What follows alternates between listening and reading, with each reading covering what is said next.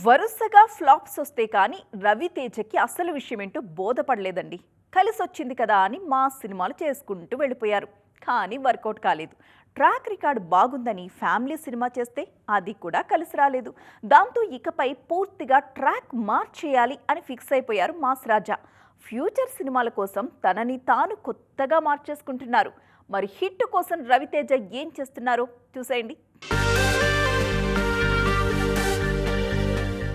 రవితేజకు కొన్నేళ్లుగా టైం అస్సలు కలిసి రావట్లేదు. వచ్చిన సినిమాలు వచ్చినట్టే పోతున్నాయి, కానీ ఒక్కటి కూడా నిలబడట్లేదు. ప్రతిష్టాత్మకంగా వచ్చిన 75వ సినిమా మాస్ జాతర కూడా వర్కౌట్ కాలేదు. అలాగే జాన్రా మార్చి చేసిన భర్త మహాశయులకు విజ్ఞప్తి కూడా కలెక్షన్లు తీసుకురాలేదు. సంక్రాంతికి వచ్చినా క్లిక్ కాలేకపోయింది ఈ సినిమా. వరుస ఫ్లాప్ల నేపథ్యంలో పూర్తిగా ట్రాక్ మార్చేస్తున్నారు మాస్ రాజా. సీనియర్లతో కాకుండా కుర్ర దర్శకులతోనే పనిచేయాలని ఫిక్స్ అయిపోయారు. ఈ క్రమంలోనే ప్రస్తుతం శివ నిర్వాణతో ఇరుముడి అనే హై ఎమోషనల్ సబ్జెక్ట్ చేస్తున్నారు.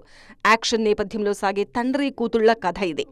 గతంలో విక్రమార్కుడు లాంటి సినిమాల్లో ఫాదర్ సెంటిమెంట్ బాగా వర్కౌట్ అయింది.